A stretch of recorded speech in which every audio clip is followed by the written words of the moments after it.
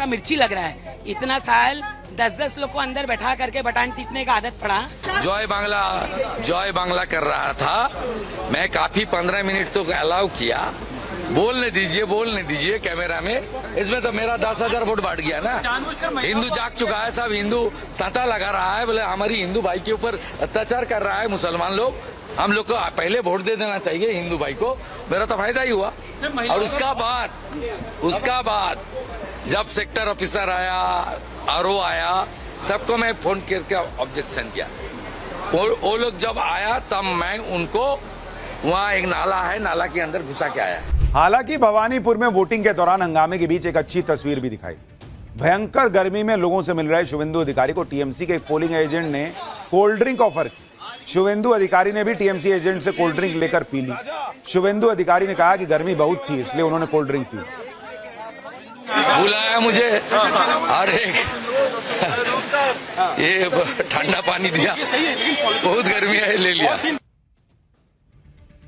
भाई ममता बनर्जी की सीट भवानीपुर का हाल यह था कि इतना बवाल कटा हुआ, लेकिन बंगाल में दूसरे राउंड की वोटिंग के दौरान दूसरी जगहों पर हिंसा, मारपीट और बवाल की हैरान करने वाली कुछ और तस्वीरें देखी। एक पोलिंग स्टेशन के बाहर पहुंचकर बीजेपी कैंडिडेट के खिलाफ नारेबाजी करने का आरोप लगा। पोलिंग बूथ के बाहर बवाल बढ़ता देख सीएपीएफ के जवानों ने भीड़ को खदेड़ना शुरू किया, जिससे वहां अफरा तफरी मच गई। भागते हुए कुछ लोग जमीन पर भी गिरे। उधर कोलकाता के श्यामपुकुर इलाके से आई तस्वीर देखिए, जहां बीजेपी और टीएमसी के समर्थक आमने सामने आ गए। दोनों तरफ से भयंकर नारेबाजी शुरू हो गई। दोनों गुटों के बीच टकराव रोकने में सुरक्षा बलों के जवानों के भी पसीने छूटे।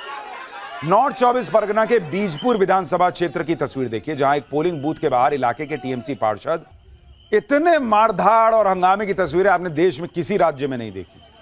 वहीं नादिया जिले के करीमपुर इलाके में पुलिस और सुरक्षा बलों ने मुस्तैदी दिखाते हुए पोलिंग बूथ में हंगामा करने के आरोप में कई लोगों को हिरासत में ले लिया। इस बार यह बड़ा बदलाव भी दिखा कि बीजेपी भी ग्राउंड पर टीएमसी को बराबर टक्कर दे रही, वो भी ममता बनर्जी के गढ़ में भी जाकर।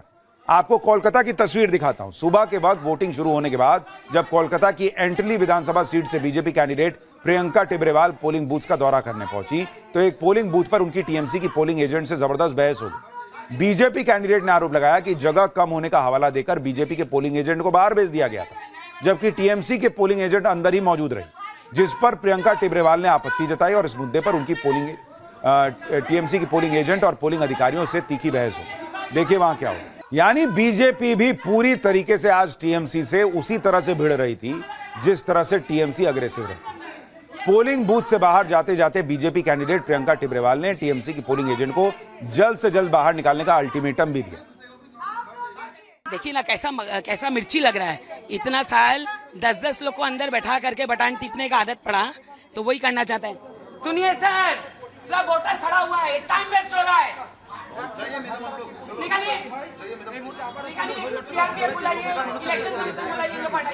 फाइनल राउंड की वोटिंग में गदर ही मच गया बॉस। सेंट्रल फोर्सेस की वजह से जो सख्ती थी उसने ममता बनर्जी के लोगों को टेंशन में डाल रखा था, क्योंकि जिस तरह की खुली छूट के साथ पहले चुनाव होते थे वो इस बार हो नहीं पाए। लेकिन ममता बनर्जी को एक बड़ी उम्मीद मुस्लिम वोटर से हो। पाठशाला में हम पहले ही बता चुके हैं कि बंगाल में बीजेपी अगर जीरो से रेस शुरू करती है तो ममता बनर्जी एक मुश्त मुस्लिम वोटों के दम पर करीब 30% वोट लेकर रेस शुरू करती। आज की वोटिंग में भी कुछ ऐसी ही तस्वीरें नजर आई। मुस्लिम बहुल सीटों पर सुबह से पोलिंग बूथ के बाहर मुस्लिम वोटर्स की लंबी लंबी लाइन देखने को मिली। बंगाल में करीब 27% से लेकर 30% के बीच मुस्लिम आबादी है, जिनका एक मुश्त वोट ममता बनर्जी को इस बार मिला है, यह माना जा रहा है। मुस्लिम वोटों के दम पर ममता को बीजेपी पर एज हो सकता है। इस बार वोटिंग भी तगड़ी हुई है, तो किसके फेवर में बाकी 70% गया, यह बहुत कुछ तय करेगा। बंगाल चुनाव में इस बार वोटिंग के सारे पिछले रिकॉर्ड टूट गए। मतदान के आंकड़ों पर नजर डालिए तो पहले चरण में 93.19% वोटिंग हुई थी। दूसरे चरण में वोटिंग शाम 7:45 बजे तक 91.66%, ऑलमोस्ट 92% वोटिंग हुई। इस तरह से इस बार बंगाल चुनाव में अभी तक जो आंकड़ा है 92.47% वोटिंग हुई है। अंतिम आंकड़ा इससे कुछ ज्यादा ही हो सकता है, तो मतलब 93% के आसपास वोटिंग हुई है। मतलब बंगाल में 100 वोटर है तो उसमें से 93 ने वोट किया है बॉस। अब इंपॉर्टेंट यह हो जाता है कि वो 7 किसका वोटर था जो नहीं निकला। एक पॉइंट तो यह इंपॉर्टेंट है। दूसरा, भाई मुसलमान हिंदू तो रहा नहीं, सबने वोट किया है। 93% वोटिंग हुई है तो इसका मतलब मुस्लिम वोट जो ममता बनर्जी के साथ एकमुश्त जाता है, यह माना जाता है, वो तो ममता बनर्जी की तरफ गया होगा। अब ये 70% जो है, बाकी आप मान के चलिए 63%, इसमें से कितना बीजेपी की तरफ गया है, यह बहुत कुछ तय करेगा। इससे पहले सबसे अधिक वोटिंग साल 2011 में रिकॉर्ड हुई थी। उस साल बंगाल विधानसभा चुनाव में 84.72% मतदान हुआ। वोटिंग के मामले में इस तरह का रिकॉर्ड बनना, चुनाव में कोई धांधली न होने देने का प्रयास पूरी तरह से होना और भयमुक्त चुनाव का जो वादा चुनाव आयोग ने किया था, उसमें करीब करीब वो सफल होता हुआ भी दिखा है। लेकिन अब बात एग्जिट पोल की। ये तो तस्वीर देखकर आपको अपना आइडिया लग ही रहा होगा क्या हुआ है, नहीं हुआ है, लेकिन एग्जिट पोल की भी बड़ी चर्चा है। फाइनल वोटिंग के बाद एग्जिट पोल ने क्या अनुमान लगाया है, इसके बारे में आपको बताता हूं। फिर आपको बताऊंगा कि ममता बनर्जी ने अपनी खुद कितनी सीटें आ रही हैं, इसको लेकर क्या दावा किया है और बीजेपी क्या दावा कर रही है। लेकिन पहले एग्जिट पोल का आंकड़ा देख लीजिए। जेवीसी का जो एग्जिट पोल हमने आपको दिखाया, उस एग्जिट पोल के मुताबिक बंगाल में बीजेपी का वोट शेयर 42.5% से ऑलमोस्ट 45% तक जा सकता है और टीएमसी का वोट शेयर 43.5% से 45% तक रह सकता है। यानी दोनों पार्टियां वोट शेयर के मामले में ऑलमोस्ट बराबर रह सकती है। कांग्रेस का वोट शेयर 2.3% से 2.5% तक हो सकता है। लेफ्ट पार्टियों का वोट शेयर 5.5 से 6% के बीच रह सकता है। वहीं अन्य के खाते में ऑलमोस्ट 4% वोट जा सकता है। लेकिन सवाल है कि सीटें किसको कितनी मिल रही। जेवीसी के एग्जिट पोल के मुताबिक बंगाल में बीजेपी को 138 से 159 सीट मिलने का अनुमान है। टीएमसी को 131 से 152 सीट मिलने का अनुमान है। कांग्रेस को 2 सीटें मिलने का अनुमान है और सीपीआईएम को 0 से 1 सीट और अन्य को 0 से 1 सीट का अनुमान है। यानी अगर इस आंकड़े को आप देखेंगे तो बीजेपी की भी सरकार बन सकती है और टीएमसी की भी सरकार बन सकती है। कांटे की टक्कर दिख रही है। अगर एग्जिट पोल के आंकड़ों की तुलना 2021 के नतीजों से करें तो 2021 में टीएमसी को 48% वोट मिला था, जबकि 2026 में एग्जिट पोल कह रहे हैं कि यह आंकड़ा 3%, 2%, 4% घट के 45 से 43% के बीच रहने का अनुमान। 2021 में बीजेपी को ऑलमोस्ट 38% वोट मिला था। एग्जिट पोल कह रहे हैं कि इस बार यह बढ़कर 45% तक जा सकता है। कांग्रेस को 2021 में 3% वोट मिला था, जबकि इस बार कांग्रेस का वोट शेयर करीब घट सकता है 2.5%। अगर सीटों की तुलना करें तो इसमें बड़ा अंतर दिख रहा है। 2021 में टीएमसी को 215 सीटें मिली थी। इस बार टीएमसी को मैक्सिमम 152 सीटों का अनुमान है एग्जिट पोल। 2021 में बीजेपी को 77 सीटें मिली थी। इस बार एग्जिट पोल कह रहे हैं कि बीजेपी 138 से 159 के बीच रह सकती है। कांग्रेस को 2021 में एक भी सीट नहीं आई थी, 0 था आंकड़ा। इस बार 2 सीट मिलने का अनुमान है और अन्य के खाते में पिछली बार 2 सीट गई थी, इस बार भी वही 0-1 का अनुमान लग रहा है। देखिए, चुनाव खत्म हो गया और अब अपनी अपनी तरफ से दावे किए जा रहे हैं। फाइनल राउंड की वोटिंग के बाद क्या दावे हुए हैं जरा वो भी देखिए। ममता बनर्जी कह रही हैं कि 2/3 बहुमत से वो सरकार बनाएंगी। वहीं बीजेपी बंगाल में 170 सीट जीतने का दावा ठोक रही है। यानी सब अपनी अपनी सरकार बना रहे हैं, लेकिन हकीकत में कौन बंगाल की कुर्सी पर बैठेगा ये 4 तारीख के नतीजे तय करेंगे।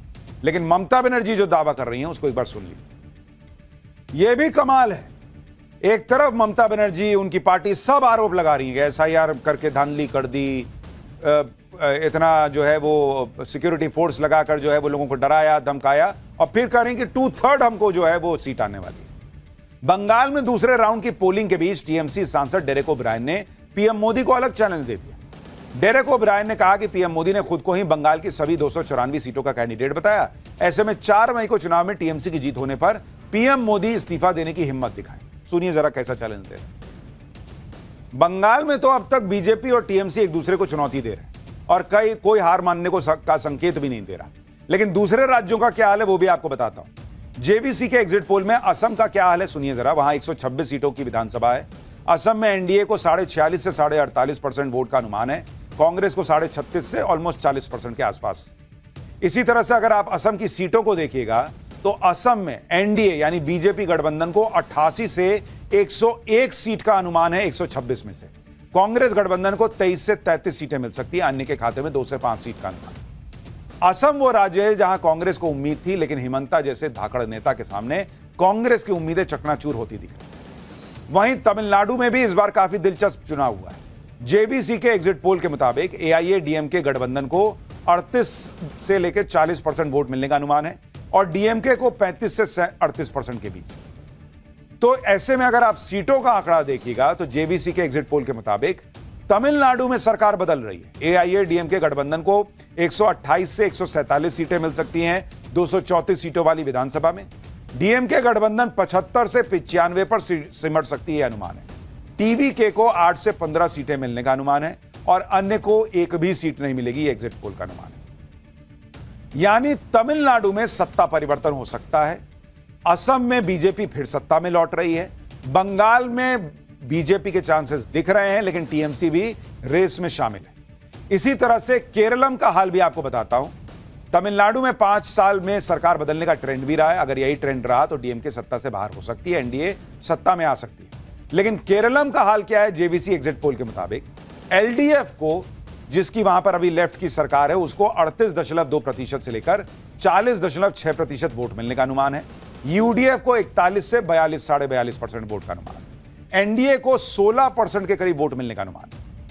इसी तरह से अगर आप इसको सीट में कन्वर्ट कीजिएगा तो जेवीसी के एग्जिट पोल के मुताबिक एलडीएफ को 52 से 61 सीटों का अनुमान है, यूडीएफ को 72 से 84 सीटों का अनुमान है और एनडीए को 3 से 7 सीटें मिलने का अनुमान है। जो कि अगर बीजेपी को सीटें वहां आती हैं, एनडीए को सीटें आती हैं केरल में, तो यह बड़ी बात होगी।